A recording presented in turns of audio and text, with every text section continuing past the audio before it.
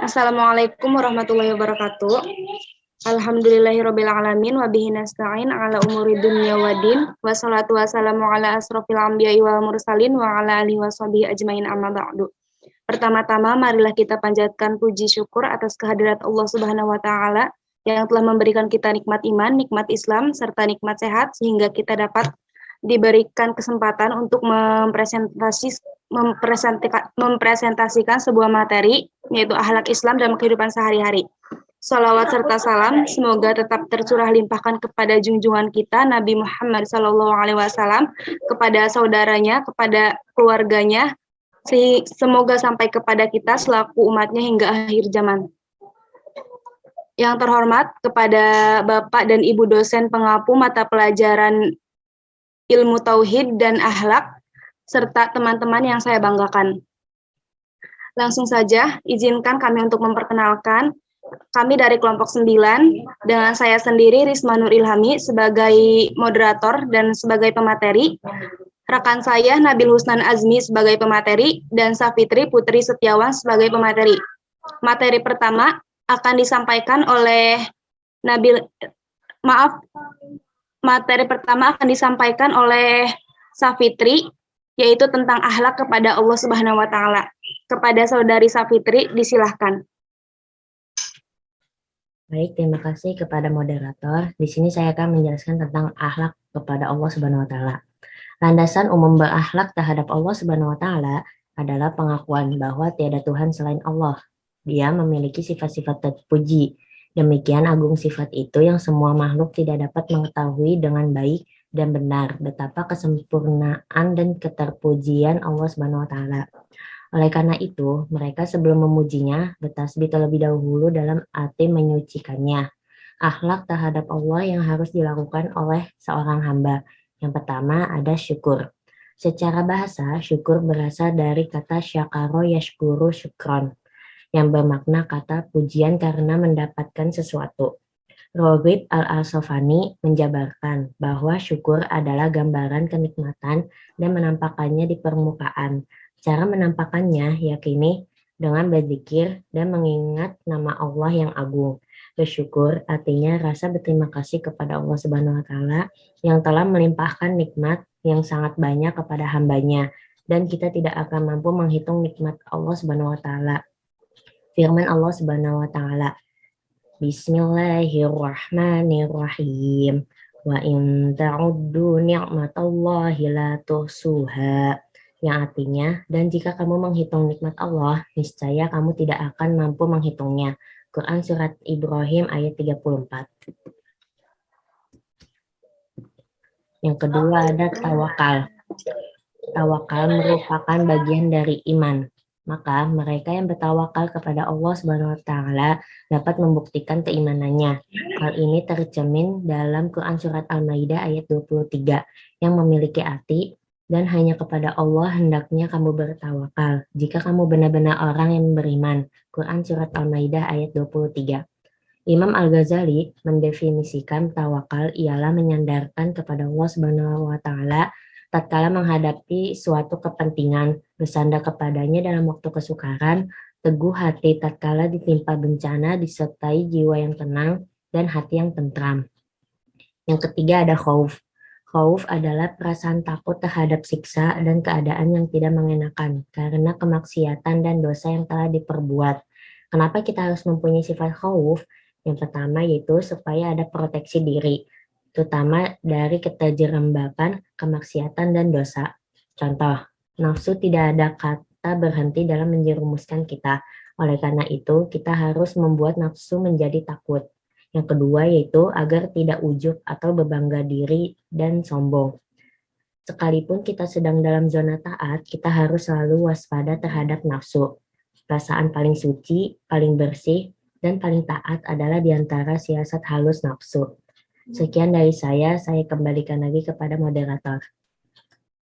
Terima kasih kepada saudari Safitri yang telah menyampaikan materinya. Materi selanjutnya itu kepada saudara Nabil Husnan Azmi, saya persilahkan. Ya, bismillahirrahmanirrahim. Terima kasih sebelumnya kepada moderator yang telah menyiapkan saya untuk menyampaikan materi selanjutnya. Jadi saya akan melanjutkan sifat akhlak kepada Allah Subhanahu wa taala, yakni yang keempat adalah roja. Roja ini secara bahasa artinya kembali pada Allah. Penerapannya adalah perasaan penuh harap akan surga dan berbagai kenikmatan lainnya sebagai buah dari ketaatan kepada Allah dan Rasul-Nya. Alasan memiliki sifat roja ini yang pertama adalah agar tetap bersemangat dalam ketaatan, sebab berbuat baik itu berat dan setan senantiasa mencegahnya. Meski berat, tapi buah dari ketaatan sangat luar biasa, penuh rahmat dan surganya Allah. Kedua, agar tetap tenang dengan berbagai kesulitan hidupnya. Ketika orang benar-benar menyukai sesuatu, tentu ia sanggup memikul beban beratnya.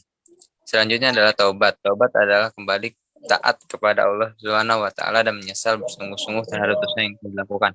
Ada dosa besar maupun dosa kecil, serta memohon ampunan dari Allah. Syekh Abdul Aziz bin Abdillah bin Baz rahimahullah menjelaskan taubat berarti menyesali dosa yang telah lalu, kembali melakukan ketaatan, bertekad untuk tidak mengulangi dosa tersebut. Ini yang disebut taubat. Taubat yang murni adalah taubat yang tertimbun dari 5 syarat, yaitu ikhlas karena Allah, menyesal atas perbuatan maksiat, meninggalkan perbuatan maksiat ini, bertekad untuk tidak kembali kepada kemaksiatan tersebut. Taubat tersebut dilakukan sebelum habis masa penerimaannya, baik ketika ajal datang maupun ketika matahari terbit dari tempat tenggelamnya. Selanjutnya, yakni zikir. Zikir merupakan ibadah paling ringan sekaligus paling besar kedudukannya dan paling utama di sisinya. Hal ini dikarenakan gerak lidah adalah gerakan yang paling ringan dan paling mudah dari segenap anggota badan lainnya. Zikir menurut bahasa adalah ingat akan sesuatu atau menyebut akan sesuatu.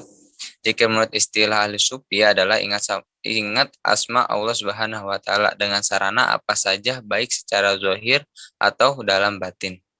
Orang yang senantiasa berzikir maka akan merasa tentram dan tenang dalam hidupnya. Sebagaimana firman Allah Subhanahu wa taala dalam surat Ar-Ra'd ayat 13. Ayat 28, maaf. Yang artinya yaitu orang-orang yang beriman dan hati mereka menjadi tentram dengan mengingat Allah. Ingatlah, hanya dengan mengingat Allah hati menjadi tentram. Zikir terbagi menjadi beberapa macam. Adapun macam-macam zikir adalah sebagai berikut. Zikir lidah atau lisan, zikir dengan fikir, zikir dengan perasaan. Yang tujuh adalah doa. Doa adalah ibadah yang paling utama. Barang siapa yang berdoa, maka dia sedang meniti keselamatan. Ibadah doa sangat berpengaruh pada kehidupan lahir dan batin, dunia dan akhirat. Manusia sebagai seorang hamba mesti berdoa karena manusia lemah dan fakir.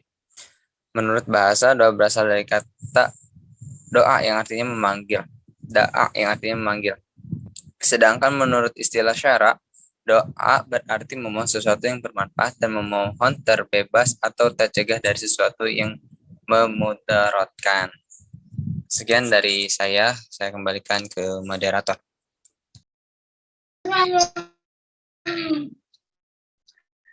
Terima kasih yang telah menyampaikan materinya. Materi selanjutnya akan disampaikan oleh saya sendiri, yaitu tentang akhlak kepada Rasulullah. Di samping akhlak kepada Allah Subhanahu wa taala, sebagai muslim kita juga harus berakhlak kepada Rasulullah sallallahu alaihi wasallam. Meskipun beliau sudah wafat, akhlak baik kepada Rasul pada masa sekarang tidak bisa kita wujudkan dalam bentuk lahiriah atau jasmaniah secara langsung sebagaimana para sahabat telah melakukannya. Yang pertama yaitu ridho dalam beriman kepada Rasul. Iman kepada Rasul sallallahu alaihi wasallam merupakan salah satu bagian dari rukun iman. Keimanan akan terasa menjadi nikmat dan lezat manakala kita memiliki rasa ridho dalam keimanan. Ridho dalam beriman kepada Rasul inilah sesuatu yang harus kita nyatakan sebagaimana hadis Nabi Shallallahu Alaihi Wasallam.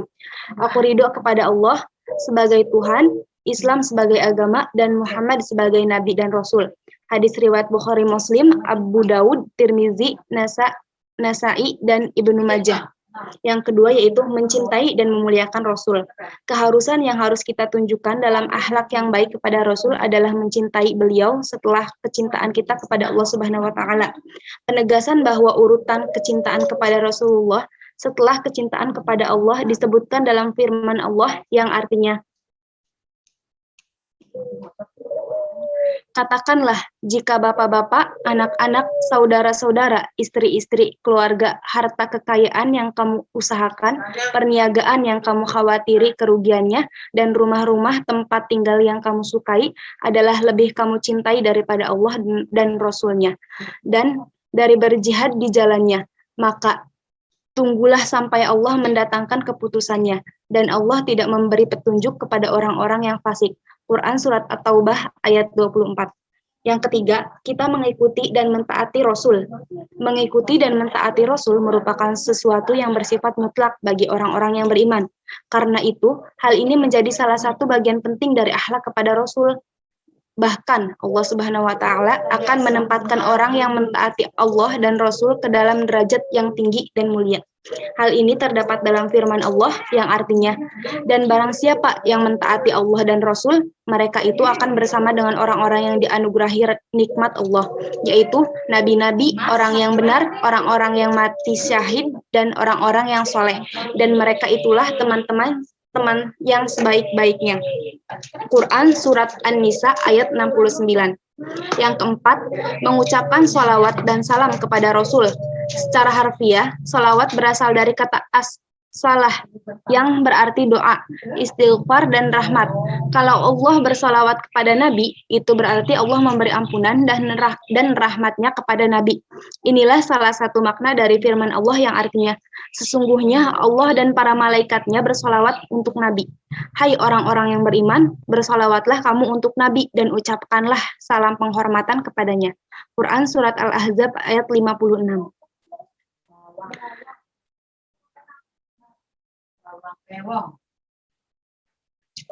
Yang kelima yaitu menghidupkan sunnah Rasul kepada umatnya. Rasulullah SAW tidak mewariskan harta yang banyak, tapi yang beliau wariskan adalah Al-Quran dan sunnah. Karena itu, kaum muslimin yang berakhlak baik kepadanya akan selalu berpegang teguh kepada Al-Quran dan sunnah atau hadis agar tidak sesat. Beliau bersabda, aku tinggalkan kepadamu dua pusaka. Kamu tidak akan tersesat selamanya bila berpegang teguh kepada keduanya, yaitu kitab Allah dan sunnahku. Hadis riwayat Hakim. Yang keenam yaitu menghormati pewaris Rasul. Berakhlak baik kepada Rasul SAW juga berarti harus menghormati para pewarisnya, yakni para ulama yang konsisten dalam berpegang teguh kepada nilai-nilai Islam, yakni yang takut kepada Allah Subhanahu wa taala dengan sebab ilmu yang dimilikinya. Sesungguhnya yang takut kepada Allah di antara hamba-hambanya hanyalah ulama. Sesungguhnya Allah Maha Perkasa lagi Maha Pengampun. Quran Surat ke-35 ayat 28. Kedudukan ulama sebagai pewaris Nabi dinyatakan oleh Rasulullah SAW yang berbunyi, dan sesungguhnya ulama adalah pewaris Nabi. Sesungguhnya Nabi tidak mewariskan uang dinar atau dirham. Sesungguhnya Nabi hanya mewariskan ilmu kepada mereka. Maka barang siapa yang telah mendapatkannya berarti telah mengambil bagian yang besar. Hadis riwayat Abu Daud dan Tirmizi. Yang ketujuh yaitu melanjutkan misi Rasul. Misi Rasul adalah menyebarluaskan dan menegakkan nilai-nilai Islam, menyampaikan nilai-nilai yang harus dengan kehati-hatian agar kita tidak menyampaikan sesuatu yang sebenarnya tidak ada dari Rasulullah SAW. Sampaikanlah dariku walau hanya satu ayat, dan berceritalah tentang Bani Israel, tidak ada larangan. Barang siapa berdusta atas namaku dengan sengaja, maka hendaklah ia mempersiapkan tempat duduknya di neraka. Hadis riwayat Ahmad, Bukhari, dan Tirmizi dari Ibnu Umar. Sekian dari saya. Terima kasih. Sekian presentasi yang dapat kelompok kami sampaikan. Kurang lebihnya mohon maaf. Wabillahi taufik wal hidayah. Wassalamualaikum warahmatullahi wabarakatuh.